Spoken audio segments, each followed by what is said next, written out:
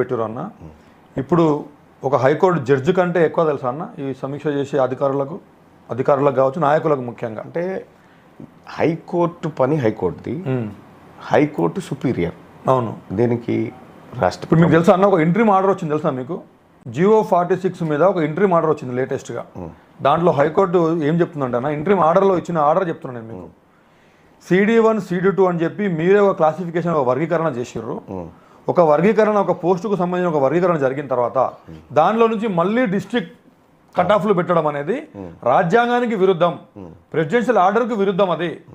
కాబట్టి అది పర్మిసబుల్ కాదు అనేటువంటి అంశాన్ని కూడా దాంట్లో పొందుపరచడం జరిగిందన్న. ప్రభుత్వాన్ని కూడా మీరు ముందుకు వచ్చి దీన్ని సెటిల్ చేసుకోండి అని కూడా చెప్పడం జరిగింది.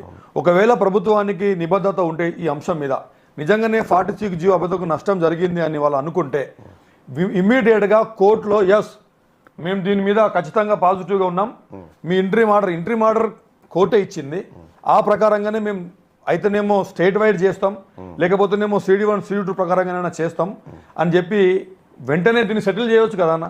అంటే ఎప్పుడైనా కూడా ఏ అంశమైనా కూడా మనకు చాలా ఈజీగా కనిపిస్తూ ఉంటాయి కొన్ని. ఈ భూమి పంచాయతీ ఏమన్నా 1 గొలుసు వానికి పెట్టి కొలిచి ఇచ్చేదానికి అని ఎంత ఈజీగా ఉంటాయి. ఓకే, కోర్టు వ్యవహారాలు అంత ఈజీగా ఉండవు. మనం అనుకున్నంత ఈజీగా కోర్టు వ్యవహారాలు ఉండవు. మీరు ఇప్పుడు మనం చెప్తున్నట్టు ఇంట్రీమ్ ఆర్డర్ మధ్యాంతరమే, శాశ్వతం కాదు, మధ్యాంతరమే. అవును, మధ్యాంతర మీరు తలుచుకుంటే శాశ్వతం అయిపోతుంది, అది కావచ్చు, గవర్నమెంట్ కావచ్చు, శాశ్వతం అయిపోతుంది, అది కావచ్చు. ఎందుకు శాసనసభ కూర్చొని చట్టం చేస్తే అయిపోతుంది కదా, శాసనసభ కూర్చొని చట్టం చేస్తే అయిపోతుంది కదా, చట్టాన్ని ఏ కోర్టు ఏం వ్యతిరేకించడానికి లేదు కదా. అవును. అంటే నేను ఒకటి ఏమంటున్నానంటే రాష్ట్ర ప్రభుత్వం కూడా దీనిపైన ఖచ్చితమైనటువంటి నిర్ణయం తీసుకునే దశలోనే ఉంది.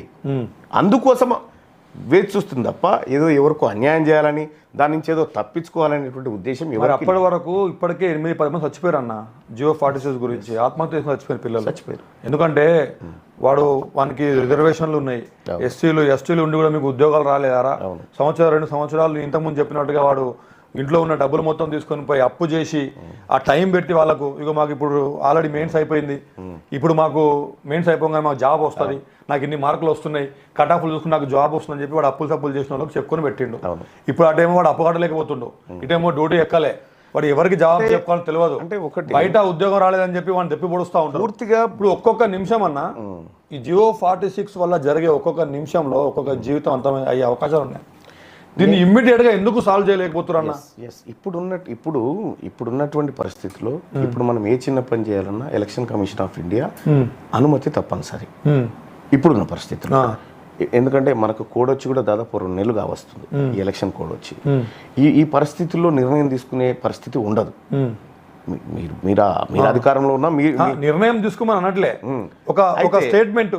అయితే ఇప్పుడు మీరు ఎట్లయితే నిన్న ఆస్తులు మొత్తం అప్పగిస్తున్నాను స్టేట్మెంట్ ఇచ్చారు కదా, కేసీఆర్ లాగా ఉంటే నోటి మాటలు 20 చెప్పు ఈ పాటికి, కానీ బాధ్యతతో ఉన్నటువంటి వాళ్ళం, బాధ్యత గల ప్రభుత్వం. ఇప్పుడు కేసీఆర్ ఏం చేసిండు, ఓసారి పండిట్లు తర్వాత పీఈటీలు అప్గ్రేడైజేషన్ అని పెట్టిండు, జీవోనే రిలీజ్ చేసిండు, జీవో నెంబర్ 15 అనుకుంటుంది. వాళ్ళని తోటలేయంగానే జీవో లేదు కాగితం చింపేసిండు.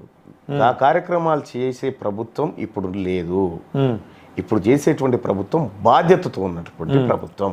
మేము చేస్తే పక్కడబందీగా పక్కాగా ఎవరికే ఇబ్బంది కలగకుండా చేయడానికి కోసం మాత్రమే అక్కడ క్యాబినెట్ సబ్ కమిటీ కానీ లేకపోతే ముఖ్యమంత్రి గారు ఆలోచన కానీ ఉంది. ఇప్పుడు కేసీఆర్ ఇప్పుడు ఎంతసేపు ఒక్క నిమిషం అన్వర్ గారు మేమేదో గట్టెక్కాలనుకుంటే ఒక ప్రకటన చేస్తే చాలా సింపుల్ అది, కానీ తప్పు. నువ్వు ఏం చేయాలనుకుంటున్నావు నిర్దిష్టంగా చేసి చూపెట్టు, అప్పుడు ప్రజలు నమ్ముతారు. ఇప్పుడు నేను రద్దు చేస్తున్నాను మీరు ప్రకటన ఇవ్వకండి అన్న, కానీ మీరు దీన్ని 100% జియో 46 అనేది నిరుద్యోగులకు అన్యాయమైనటువంటి జీవో, దాన్ని ఖచ్చితంగా దానికి మేము విరుద్ధము, దానికి మా పార్టీ విరుద్ధం. దాని మీద కోర్టు ఏదైతే ఆర్డర్ ఇస్తుందో కోర్టు ఇచ్చినటువంటి ఆర్డర్కు అనుకూలంగానే మేము మీకు ఖచ్చితంగా న్యాయం చేస్తాం. జియో 46 అభ్యర్థులారా మీరు ఏమి టెన్షన్ పడకండి, మీకు మేమున్నా, మీరు ఎవరి దగ్గరికి పోవాల్సిన అవసరం లేదు అని చెప్పి మీరు ఒక ఖచ్చితమైన ప్రకటన చేయగలుగుతారన్న.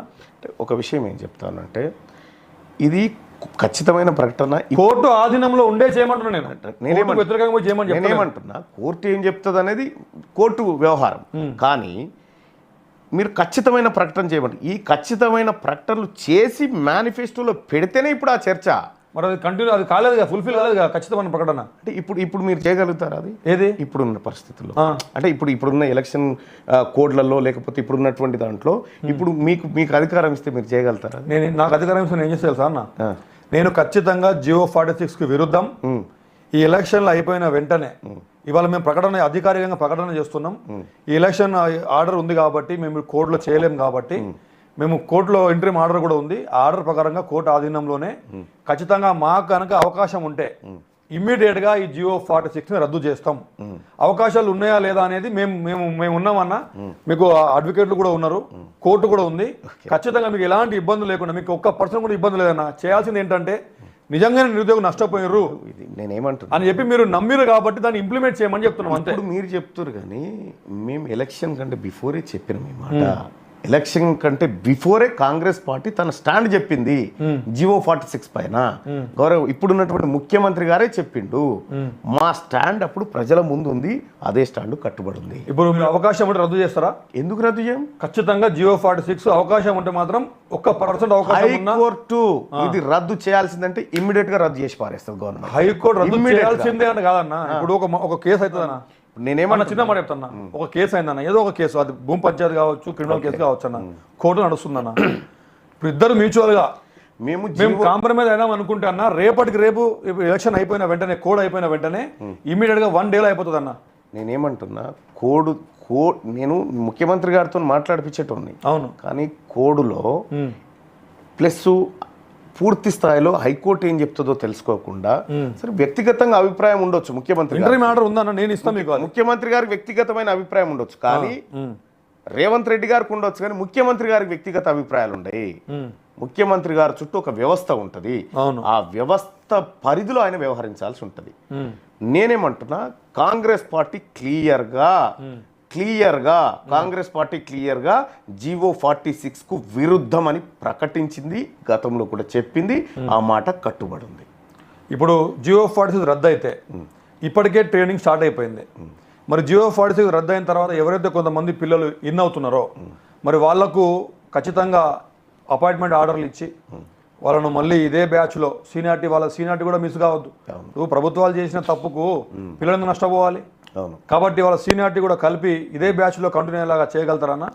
ఖచ్చితంగా అవకాశం వస్తే ఈ పని చేయగలుగుతాం. మేము అవకాశం వస్తే ఈ పని చేయగలుగుతాం. ప్రజలకు ఒకసారి చెప్పండి, అదే పెట్టుకుంటారు, చూస్తారు అందరూ. ఖచ్చితంగా ప్రభుత్వానికి అవకాశం వస్తే ఈ పని చేయగలుగుతాం. చేయకపోతే రీకాల్ ఇంకో విషయం చెప్తా ఉన్నా చూడు. ఇప్పుడు మీరు అన్నారు మధ్యాంతరంగా వీళ్ళ బతుకులు ఎట్లా అన్నారు. పల్లా రాజేశ్వర రెడ్డి రాజీనామా చేసి వెళ్ళిపోతే మధ్యాంతరంగా వచ్చిన ఎన్నిక కాదా ఇది? అవును, మధ్యాంతరంగా వచ్చిన ఎన్నిక కాదా?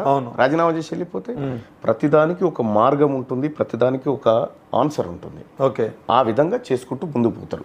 98 డిఎస్సి బాధితులు, 2008 డిఎస్సి బాధితులు ఇప్పటి వరకు వాళ్ళకి పోస్టింగ్ లేవు, కానీ వాళ్ళ అర్హులు. అవును, కానీ ఇప్పుడున్నటువంటి పరిస్థితుల్లో వాళ్ళు ఏం కోరుతా ఉన్నారు, మాకు పూరా సర్వీస్ కాదు, ఒక సర్టన్ సర్వీస్ డిసైడ్ చేయని చెప్తా ఉన్నారు. చాలా గ్యాప్ వచ్చింది, చాలా టైం అయింది కాబట్టి మధ్యాంతరంగా ప్రభుత్వము నెగోషియేట్కి వెళ్ళిపోతుంది. అప్పుడు అంటే వాళ్ళని కన్విన్స్ చేస్తూ అనేక కార్యక్రమాలు చేసింది ఇది వరకు కూడా. కాబట్టి ఇట్లాంటివి చేస్తూ ఉంటుంది. ఇక్కడ ఇప్పుడు మీరు చెప్పినంత ఈజీగా మేము చెప్పే పరిస్థితి నేను అనేది యూ మీన్స్ మీరు కాదు, కొంతమంది చెప్పేటువంటి విషయాలు చేయాలగానే కాగితం చింతలేరు ఇంకా అని అంటారు. దానికి ఉండే ప్రాసెస్, దానికి ఉండేటువంటి వ్యవహారం ప్రభుత్వానికి తెలుసు, ఆ భారం మోస్టోనికి తెలుసు కదన్నా. రెండో విషయం మీరు ఇంకా 1,00,000 మాట్లాడినా తీన్మార్ మల్లన్న 046 కు వ్యతిరేకం రాసి పెట్టుకో. ఓకే, మీరు రేపొద్దున జియో 46 పైన మండలిలోకి బిల్లు వస్తే ఆ బిల్లును వ్యతిరేకించబోతుండు తీన్మార్ మల్లన్న. అంటే రద్దు చేయాలని సపోర్ట్ చేయబోతున్నారు, అంతే. రద్దు చేయాలని సపోర్ట్ చేయబోతున్నారు. చేస్తాం 100%. ఒకవేళ మీరు రేపొద్దున గెలిచిన, ఎలక్షన్స్ అయిపోయిన తర్వాత గెలిచినా గెలవకపోయినా ఈ మాట మీద కట్టుబడి ఉంటారా? ఉండకపోతే రైట్ టు రీకాల్ దానికి ఒకటి అన్వర్ గారు, నేను కట్టుబడి ఉంటానా లేదా అనేది నా అంతరాత్మ, నా శరీరానికి సంబంధించిన అంశం. మీరు డిమాండ్ చేస్తే కాదు, ఇన్బిల్ట్ గా చెప్తున్నా, ఇన్బిల్ట్ గా చెప్తున్నా. అది మీరు డిమాండ్ చేస్తే కాదు, నా అంతరాత్మ డిమాండ్ చేస్తుంది చెప్తున్నా. ఓకే, నా అంతరాత్మ డిమాండ్ చేస్తుంది కాబట్టి చెప్తున్నా 46 జీవో రద్దు చేయకూడదని బిల్లు వస్తే దాన్ని వ్యతిరేకిస్తా. రద్దు చేయకూడదని రద్దు చేయకూడదంటే బిల్లు రాదు ఎట్టి పరిస్థితుల్లో. ఒకవేళ ధైర్యం అయితే దానికి సంబంధించి 46 జీవో కొనసాగించాలనేటువంటి అమెండ్మెంట్ ఏమైనా చేస్తే దాన్ని వ్యతిరేకిస్తాను. ఖచ్చితంగా వ్యతిరేకిస్తారు. వ్యతిరేకించకపోతే రైట్ టు రీకాల్. ప్రత్యక్ష ప్రసారంలో చూస్తూనే మాట్లాడేదా అలా ఎందుకు అడుగుతున్నా అంటే ఇంతకుముందు ఒక మాట చెప్పారు మీరు, ఎలక్షన్స్ టైంలో మేము ఇచ్చేటువంటి వాగ్దానాలు ఏవైతే ఉంటాయో ఆ ప్రకారంగా ఇస్తాము, కానీ ఆ తర్వాత దాన్ని మళ్ళీ ఇంప్లిమెంట్ చేయాలంటే రకరకాల నా అంచనా ప్రకారం నాకు కూడా గౌరవ ముఖ్యమంత్రి గారు అవకాశం ఇయ్యడు. నాకు తెలిసి ఆయన నిర్ణయం తీసుకుంటాడు. నాలాంటి వాడి దాకా కూడా అవకాశం రానియడు నాకు ఉన్నటువంటి ఆయన ఆలోచన ప్రకారం. కాకపోతే ఏంటంటే తీన్మార్ మల్లన్న ప్రజల పక్షపాతి అని చెప్పడానికి ఇంకొక ఉదాహరణ కూడా చెప్తాను. నేను నామినేషన్ వేసే రోజే